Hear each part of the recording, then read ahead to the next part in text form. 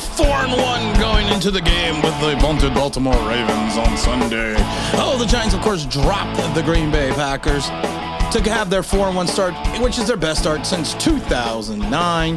The Giants, of course, didn't win their fourth game last year until November 28th. So it was a good win. They came back trailing 20-10, scored 17 straight points.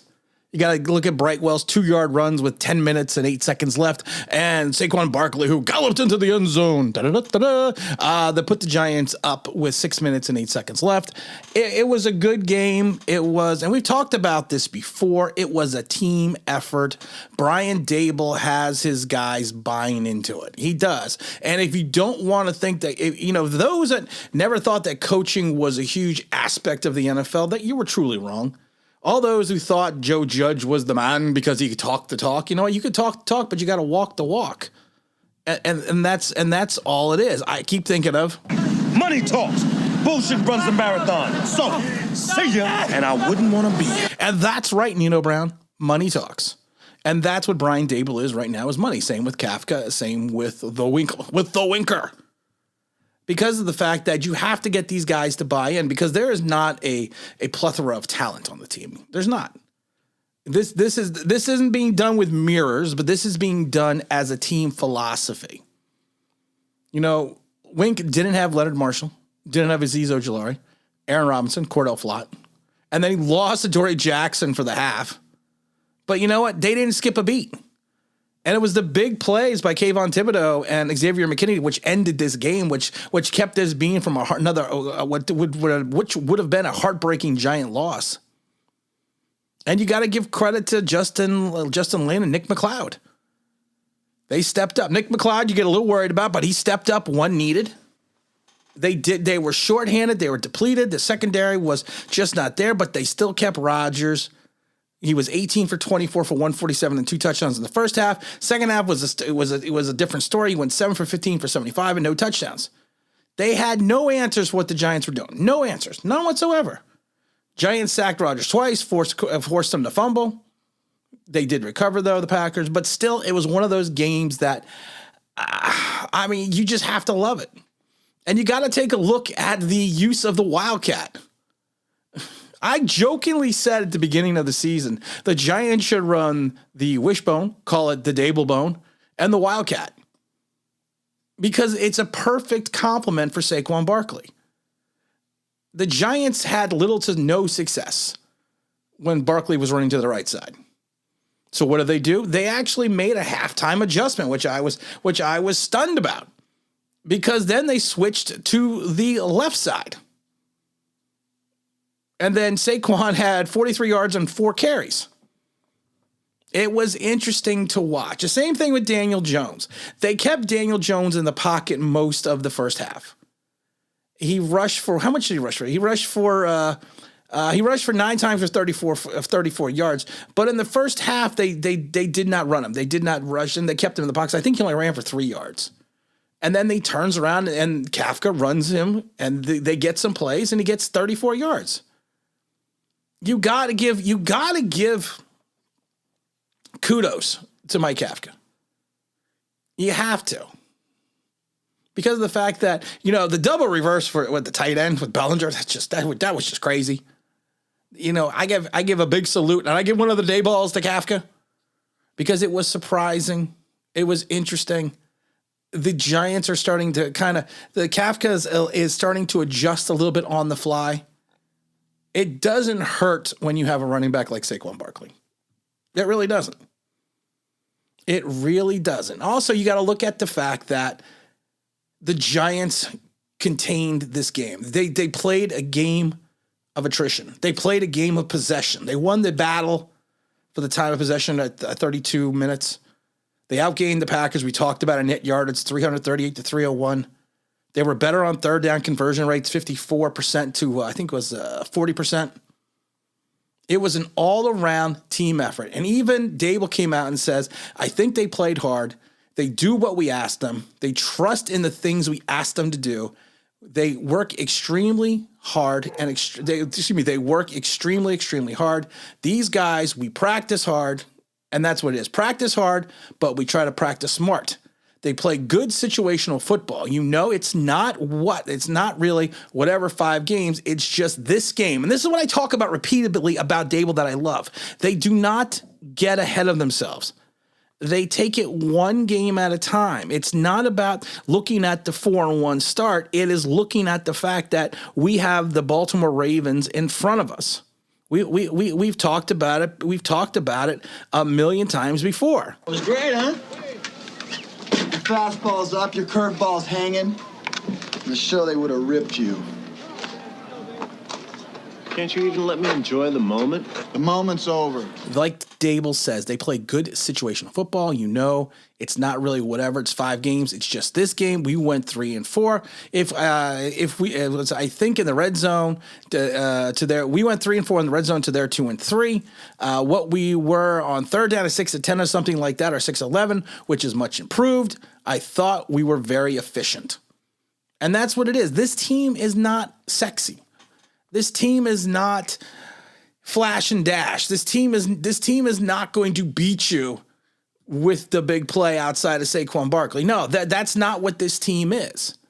This team is a lunch bail team. This team is a working team. This team is a running team. This team needs to stay, and I hate it because it's the old sports cliche. This team needs to stay within themselves. That's what they need to do. They need to stay within themselves. And they have to play the type of football which allows them to work as a unit. But the problem, here's the problem, and this is kind of what I wanted to get into this video a little bit, and people are going to say, well, Tim, this was way too early. The problem is they need to work into a unit except for one aspect, and that is Saquon Barkley. Saquon Barkley, and this is where the truth bomb comes in. I don't know where my truth bomb sound effect is. I'm gonna have to look here. Where's my truth bomb sound effect? You're just gonna have to just wait because I'm being lazy. Because if I hit this button, that's what she said. See, I guess that's what she said when I said I was being lazy. But we're gonna get into the truth bomb as soon as I find my truth bomb sound effect. It's truth bomb time. Without Saquon Barkley, this team is not where they are now. They're not. You could tell me everything you want. You could tell me everything. But I keep seeing all the accolades and all the hype around Daniel Jones because he's the quarterback. And we always said the quarterback gets too much of the credit and the quarterback gets too much of the blame. But without Saquon Barkley, this team is not where it will be. This team will not be where they are now. They will not be at 4-1. Saquon Barkley runs this team. He is the engine. He is the catalyst. I talked about it before. It reminds me of Darryl Strawberry in the early Met days. He is the straw that stirs the drink. And all I ever see, and I see the majority of it, is everyone heaping all these praises on Daniel Jones. Daniel Jones played a good game. Daniel Jones did what a starting NFL quarterback should do. He was efficient, but he's still a game manager. He was 21 of 27 for 217 yards. He ran the ball 10 for 37. 40-something of those yards came on Barkley's play. He is what he is. Daniel Jones is the ultimate game manager. And there's nothing wrong with that. He's Brad Johnson. He's Trent Dilfer. Hell, in some regards, he's Rex Grossman. But to not sit there and give the due credit to Saquon Barkley is a disservice. And I'm not saying this to put down Daniel Jones, and I'm going to say this. I am going to say this straight up. If you are a Daniel Jones lover and you cannot give any credit to Saquon Barkley for what was being done on this field, you're being an ignorant fan. You're being a fanboy. You're being a Daniel Jones fanboy. You got your Daniel Jones panties over your head and you got your eyes closed. If you are a Daniel Jones hater, you are giving no props to Daniel Jones. You are saying that we won in spite of him. And you're not giving credit to him for managing the game. And that's straight up what he is. He's a game manager. He's not Phil Simms. Phil Simms was a game manager at times, but then he had moments. He had brilliant moments. Eli Manning, especially early in his career, was a gunslinger, not a game manager. He's not Y.A. Tittle. He's not Chuck and Charlie Conley. He's better than Craig Morton. But the idea or the perception that all we see is Daniel Jones when we talk about his gutty performance. Saquon Barkley got hurt his shoulder. And then everyone wants to talk about, oh, we got someone coming in here. I got to make sure we don't get that. I don't know what that is. Saquon Barkley hurt his shoulder. He hurt his shoulder and still came back in the game. And and then people want to say, well, Daniel Jones had that drive when Saquon was out. Well, you know what? There's more than one drive in a game because you need a catalyst. And Saquon Barkley is the catalyst for this team. At the end of the day, we are not at 4-1 if we do not have Saquon Barkley. Anyone who says any different, please unsubscribe. Go watch something else. Go watch something safe. Go watch tennis. Go watch golf because you don't understand football. This team is not winning because of Daniel Jones. This team is winning with Daniel Jones. And that's the way you need to look at it. This team is winning because of Saquon Barkley and the defense and some of the most creative play calling that we've seen the last couple of weeks out of Kafka. And this is not bashing Daniel Jones. No, this is not bashing Daniel Jones. This is just being honest and truthful. When your quarterback, again, barely cracks 200 yards in he's cracked 200 yards once in 5 weeks. That's someone that you're winning with. Could we win some of these games without Daniel Jones? You probably could win them with Tyrod Taylor. You probably couldn't do it with Davis Webb. And it's not a slight against Daniel Jones, but to sit there and think he's the Messiah because he had a bloody hand.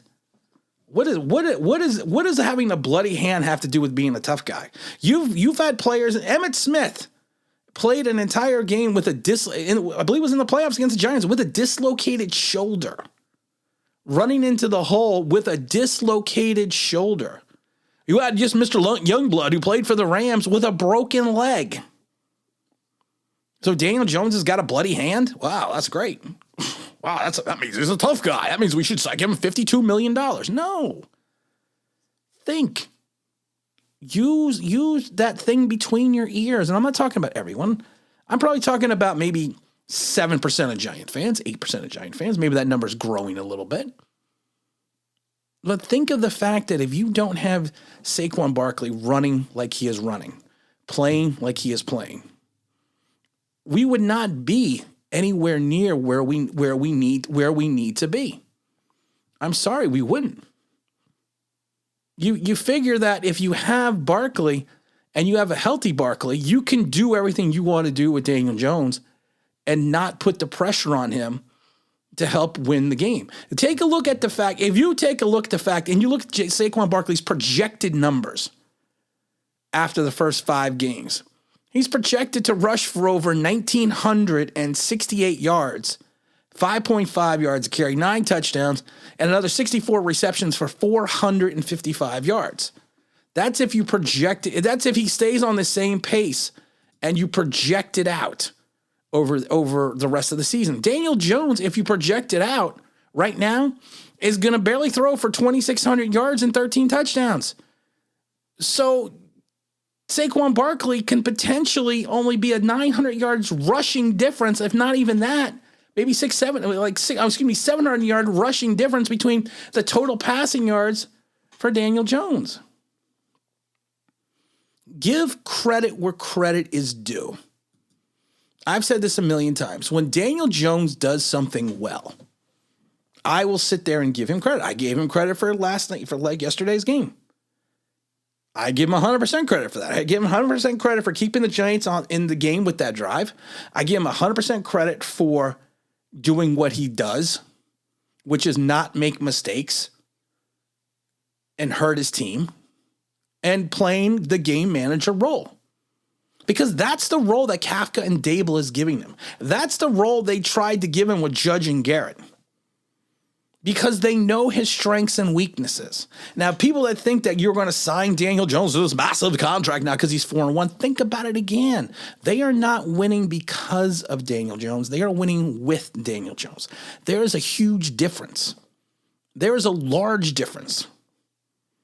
And I just wish that some people would understand that and give the credit to where it belongs. Saquon Barkley, Brian Dable, Mike Kafka, the defense, Wink. Now, some people will take, Packer fans and other Giant fans will take the route that Green Bay more lost this game than we won it. And I've said it before. There is no column in the win-loss record that says we lost this game because, or we did this because the other team did this. No, there's no stat for that. It just shows the New York Giants 4-1. That's all it shows. And then we need to focus on that. We need to focus on winning divisional games. We need to focus on our next opponent, because the Dable has already said it best. We look at the team that's in front of us. We're not looking at the total record. We're looking at this as a game-by-game basis. And that's what we need to do as a fan base, and it sucks because you want to jump up and scream, yeah, we're 4-1, we're this and this. But at the end of the day, you have to remember this, you got to go to each week and you have to move on for each week. And each week there is a new opponent. Of course, not the bye week, but each week there's a new opponent. And that's what the focus for this team and this fan, and I don't have to worry about the team because the Dable's got it under control, man. He's got his guys understanding it's a week-by-week situation, one game at a time, one day at a time. Hell, I'll be happy if my prediction of 5 wins is wrong. I'll be happy as shit because, you know what, like I said, I got season tickets. If by the miracle of God the Giants make the playoffs and they get a home playoff game, I'm going to a playoff game. I've been a fan since 76, so I'm going to speak my mind because there is a lot of idiocy with a certain generation of the fan base who all they know is Eli Manning. And we've talked about this. We talked about this ad nauseum. All they know is Eli Manning. They don't know the history. And I get a little upset that we have taken such a turn that mediocrity at quarterback is now being praised beyond a running back who is potentially en route to a 2,000-yard season if he stays healthy, 2,000 yards rushing. Give the credit to Saquon Barkley. Understand the fact that Daniel Jones is doing his job and the Giants are winning with him. And again, this is Tim with Online Big Blue, bringing you the best of New York Giants sports talk and entertainment. And as always, if you could maybe subscribe. If you could ring that boy thing, you know what I mean? That'd be awesome.